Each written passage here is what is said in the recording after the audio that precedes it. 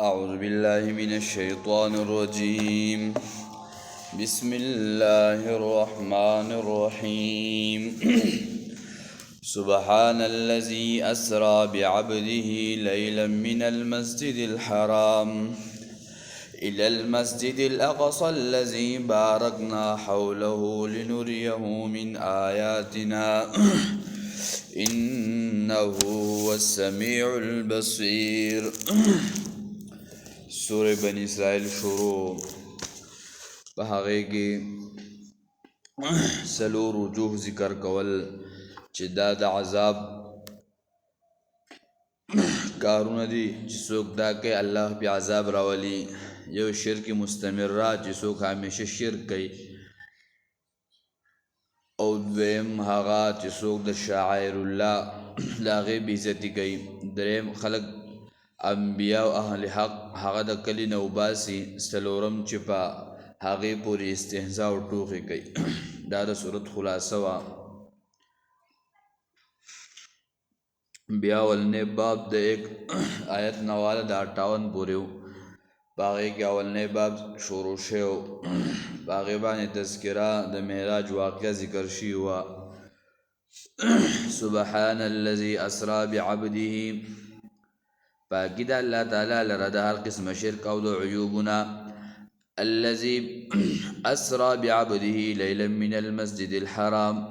داسې ذات دی چې بوتلی بنده خپل په ټوکړه د شپې کې د مسجد حرام نه تر مسجد اقصا پورې. الذي بارکنا حوله، هغه چې برکت اچولی دی، خیر اچولی دی منګه په خواو شا د هغې کې ګیر چاپېره د هغې نه په ډېرو انبیاو د راتلو سره. لنریه من آیاتنا، د پاره دی چې وښایو دته د نښو د توحید او د قدرت زموږ نه چې الله جل شانه نبی علیہ السلام بوتلو او بره د جهنم جنت دا دومره هر څه ورته وښودل. لنریه من آیاتنا په دې کې دغې ته اشاره ده. انه هو السمیع البصیر، یقینا الله تعالی هر څه اوري او هر څه ویني. نو دا مخکې څه شو؟ دا دلیل وحی شو. او انه هو السمیع البصیر دا بدلیل عقلی ذکر شو. وآتینا موسی الکتاب وجعلناه هدى لبني اسرائیل الا تتخذوا من دوني وکیلا. نو مخکې آیات مبارکه کې د نبی علیہ السلام اکرام، مقام، عزت، شرافت، مرتبه ذکر شوا. نو په دې آیات مبارکه کې د موسی علیہ السلام مقام، مرتبه او عظمت او شان ذکر کړي. مخکې آیت کې څنګه د نبی علیہ السلام د معراج واقعه ذکر شوا چې په مختلف اطرافو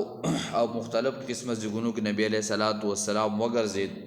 نو دغه شانتي موسی علیہ السلام خپل ځان ته الله غوښتی او الله جل شانه په کوه طور کې هغه ته کتاب ورکړو.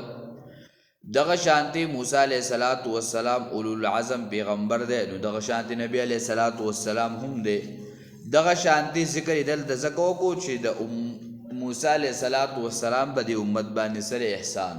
چې نبی علیہ السلام کله واپس شو هغه بار بار ولګو نه کرته نبی علیہ السلام واپس تلو. نو دغه شان د ابراهیم علیہ السلام هم کله چې د نبی علیہ السلام د ابراهیم علیہ السلام سره ملاقات شو نو هغه دا څوک د جبرئیل امین دی وی دا ستا بچی نبی علیہ السلام. هغه وی چې کله ته لاړې په خپل امت باندې زما سلام ووایا. او بیا دغه شانتی د دې امت عبادت ډیر هغه کم کو خو الله ولا اجر او ثواب د هغه ورکي او هغه شانتی مقام او مرتبه ده. دغه شانتی د نبی علیہ السلام بارک سبحان لفظ راغلی دی چې الله جل شانه د وحدانیت هغه تذکره ده. د هغې مقصد او غرض دغه دی چې د هر قسمه نقصان، عیب، د هر څه نه سره پاک دی. نو دغه خلاصه د تورات هم وه چې الله جل شانه هغه ذکر کړي وه. ولقد آتینا موسی الکتاب، ورکړو موږ موسی علیہ السلام ته کتاب. وجعلناه، او ګرځولی موږ یا هو کی ضمیر دی موسی علیہ السلام را تراجع دی یا په دی هو کی ضمیر تورات د موسی علیه السلام ته راجع دی چې ګرځولی موږ د موسی علیه السلام لره یا ګرځولی موږ د کتاب لره هدن هدایت لبني اسرائیل د پاره د بني اسرائیلو الله تتخذوا من دوني وکیلا چې منسئ سیوا زمانه کارساز اے زمانه بل سیوا سو کارساز هغه منسئ الله نو پدې کې د تورات هغه خلاصه ذکر کوي چې د تورات خلاصه سوا اے الله وای زمانہ ما سیوا بل سو کارساز منسئ بل سو حاجت روا مشکل کشا منسئ ته چې چاته حاجت دا پیش کې خدا شفا غواړي نو الله نه غواړه اولاد غواړي نو الله نه غواړه رزق کې برکت اچول غواړي نو الله نه غواړه نو الله وای زمانہ ما سیوا بل چاته خپل حاجت م پیش کوله بل چانه شفا م غواړه د بل چانه اولاد م غواړه زګه هر څور کوون کې زما نو تورات خلاصه هم دقوا چې د الله نه ما سیوا بل چاته کارساز ویل نشتا زګه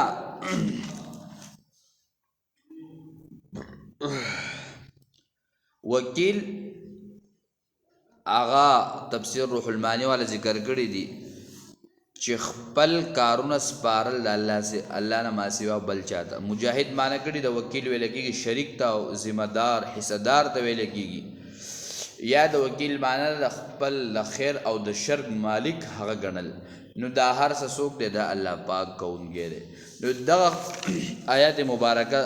چې د قرآن کریم خلاصه سوه سوره مزمل کې الله جل شانه دا خبر ذکر کړله په نهم آیات یو کم دیرشمه سپاره نهم آیت کې الله جل شانه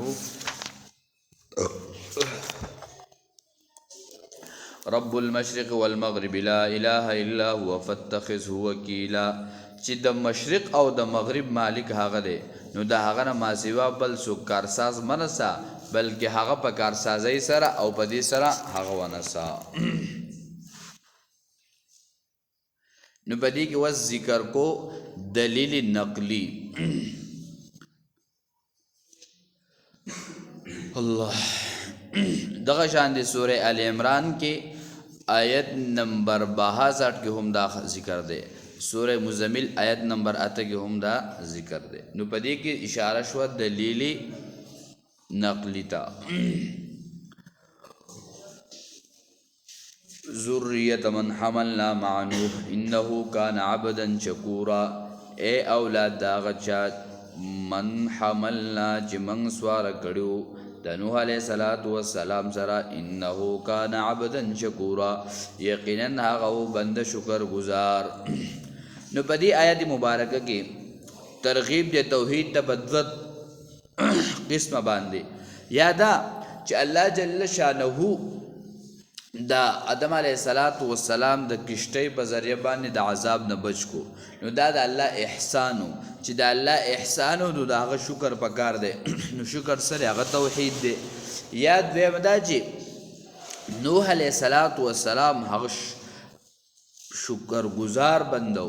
نو تاسو د اولاد علیہ السلام د نوح علیہ السلام اولاد تاسو خپل ځان سکه هغه شکر گزار جوړ کړئ شکر گزار بندگان هغه جوړ کړئ یا چې مشرکان او کفار د مکی دا خبره وا چې اے تاسو بچی د اولاد د نوح علیہ السلام یې یا هغه او یا دوا او یا چار سمرو نو هغه سګول هغه عبادت گزار خلق ول او دویم هغه شکر گزار ول نو تاسو هم عبادت گزار جوړ شئ او هم شکر گزار جوړ شئ نو په دو طریقو باندې ترغیب ورکو توحید تا ذریت من حملنا مع نوح اشکروا لله اے اولاد دا غچا چې موږ سوار کړو د نوح علیہ السلام سره په کشتۍ نو شکر د الله وکړه انه کان عبدا شکورا یقینا هغه بند شکر گزار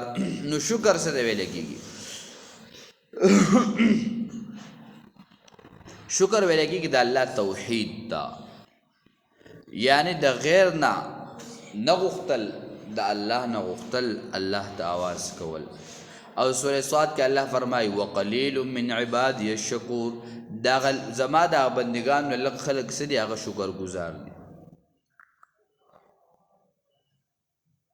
یا الله پاک سورہ رات کې فرمایي وَإِذْ تَأَذَّنَ رَبُّكُمْ لَئِن شَكَرْتُمْ لَأَزِيدَنَّكُمْ وَلَئِن كَفَرْتُمْ إِنَّ عَذَابِي لَشَدِيدٌ کچا شکر وباسو الله و نعمتونه بوله سوا کم او چانا شکر وکړه الله و عذاب بوله ورکم حدیث کی راضی د ټول لوی نعمت سره هغه شکر دی دا یو لوی انعام دی مثلا سړی واړه بول دا ورغلل نو دا واړه بول هر څه وکړل دا غي نه پس د الله شکر ادا کول زګه کداغه واړه بول بنشي نو دا غي بټول پاکستان کې ګرځ خو چې الله جل شانه دا غي د وستو حکم نه کړي نو هیڅ کې نشي کوله نو ته د الله شکر وباسا کله چې او د مات کې او استنجا خانه دا بیت الخلا نه راوځي نو شکر د الله ادا کا چې الله دومره هر څه زما وجود تراغلل او داغه د وستو طریقه دا هغه ختم شو لاړل بس د الله شکر هغه دعا ویل یا دغه شانتي خوراک تی وکو